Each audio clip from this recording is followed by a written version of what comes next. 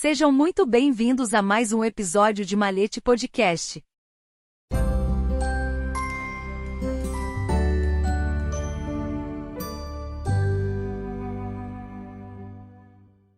Os Templários e o Sudário de Turim. Por João Natalino Rodrigues. Um tema que ainda agita historiadores, escritores e principalmente os chamados amadores do insólito é o Sudário de Turim, uma peça de linho depositada na Catedral de Turim e que supostamente teria servido de mortalha para envolver o corpo de Jesus Cristo quando ele foi arriado da cruz pelos servos de José de Arimateia. Como o corpo não poderia ser preparado para o sepultamento naquele mesmo dia, uma sexta-feira, porque, a partir das 6 horas da tarde, horário do Ocidente, começaria o Sabat, o sábado sagrado dos judeus, data em que eles comemoram a Páscoa, o corpo de Jesus foi simplesmente tirado da cruz e envolvido num lençol e colocado no sepulcro pertencente a José de Arimateia. Depois da Páscoa, os discípulos, ou parentes de Jesus, poderiam então lavar o corpo e prepará-lo devidamente com os óleos e especiarias comuns nesse caso, e então realizar o enterro com todas as cerimônias de praxe. Mas quando, logo após a Páscoa, as discípulas de Jesus foram ao sepulcro para executar essas tarefas, elas encontraram o sepulcro vazio e o lençol que envolvia o corpo de Jesus estava no chão, junto à mesa de pedra onde o corpo tinha sido depositado. O corpo tinha desaparecido. E no lençol, por um processo até hoje desconhecido pelos estudiosos, ficou estampada, como se fosse uma fotografia, uma imagem de corpo inteiro de Jesus. Nenhum dos evangelhos fala no assunto. Isto dá para entender. Conforme a crença dos judeus, e Jesus e os seus discípulos eram judeus, era proibido qualquer reprodução de figura humana. Assim, se nos lençóis que envolveram o corpo de Jesus estava estampada uma figura humana, eles, mais que depressa, tiveram que esconder essa relíquia, porque possuir um negócio desses era uma condenação à morte. Mas a tradição cristã afirma que o lençol que envolvia o corpo de Jesus, impregnado com a sua imagem, foi recolhido por algum dos seus discípulos, dizem que foi Tomé, e guardado como relíquia sagrada.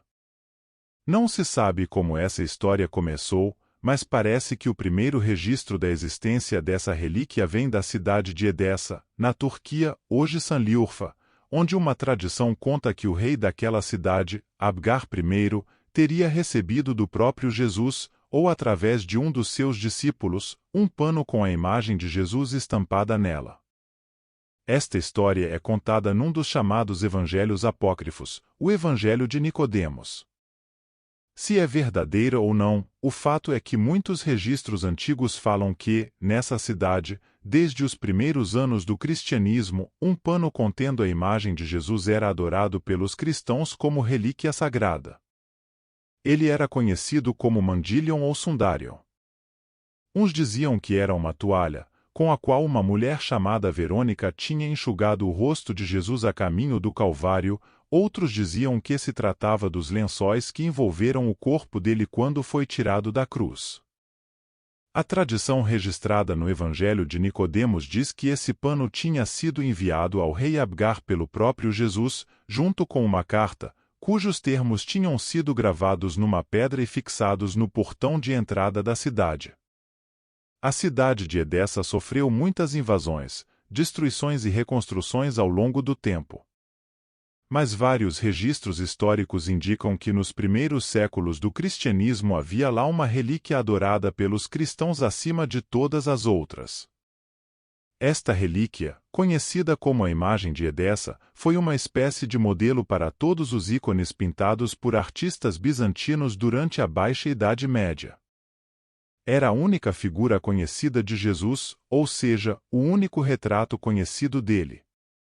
Era o chamado Cristo Pantocrator, ícone que ainda hoje pode ser visto nas igrejas cristãs do Oriente e da Europa Central, onde a cultura bizantina imperou e sobreviveu. Em fins do século VII um terremoto arrasou Edessa, e o famoso sudário, contendo o retrato de Jesus, foi levado para Jerusalém, onde vários visitantes registram o fato de muitos romeiros irem à Cidade Santa para ver essa relíquia.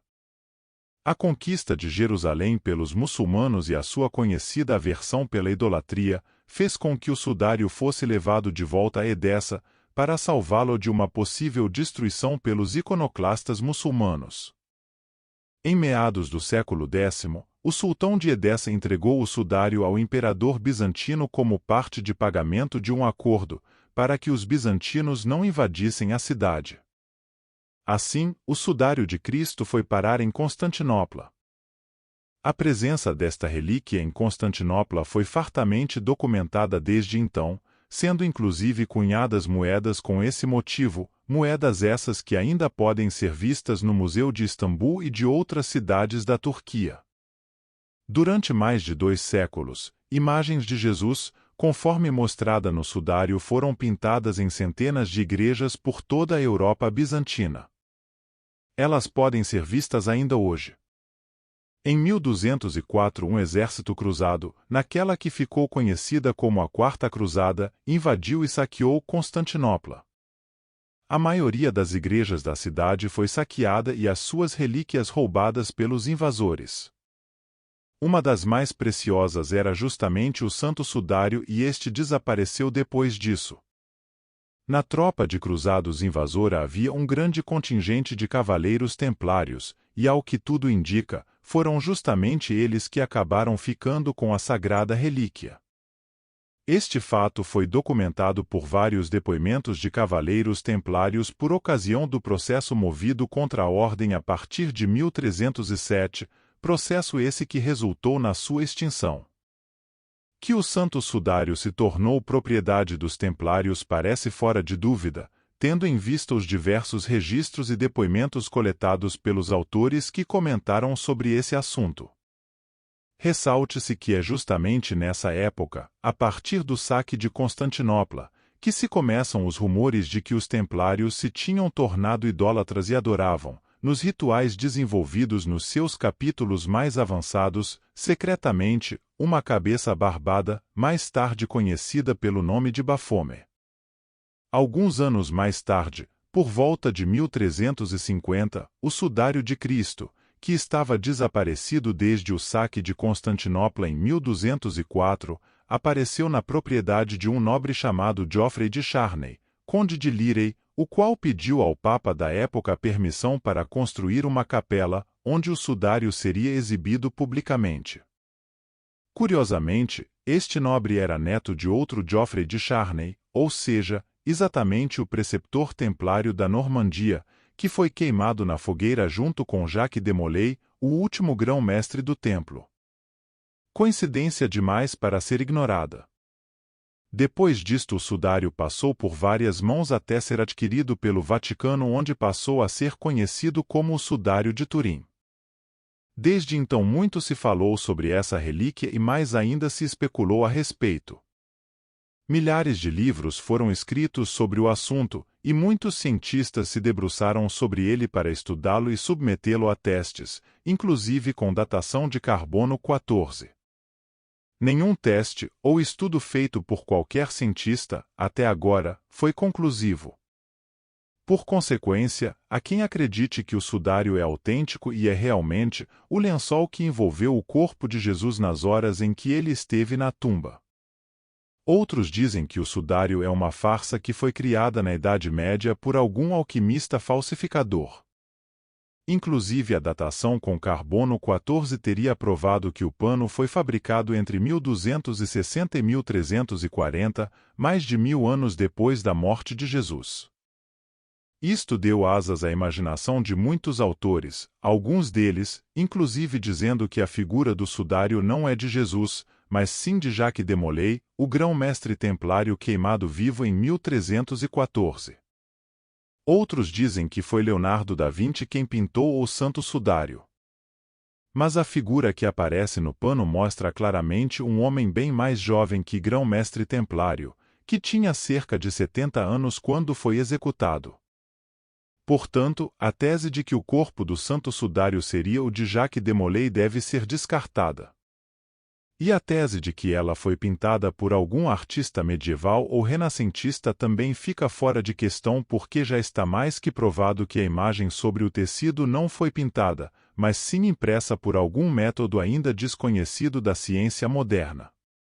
Assim, a imagem do Santo Sudário está mais para uma fotografia do que para uma pintura. Mas quem poderia fazer semelhante trabalho há 2000 anos atrás, ou mesmo no século XII ou XIII, quando a técnica da fotografia ainda era desconhecida? Isto quer dizer que, em termos históricos, o Sudário de Turim ainda é um mistério, até agora, insolúvel. À parte todas estas especulações, que fazem parte de uma história que ainda poderá ser desvendada a partir das investigações que estão sendo feitas, o que parece cada vez mais claro é que, finalmente, depois de quase 8 séculos de indagações e especulações, as mais variadas, finalmente se chega a uma quase certeza sobre o famoso ídolo que os templários adoravam nas suas cerimônias secretas.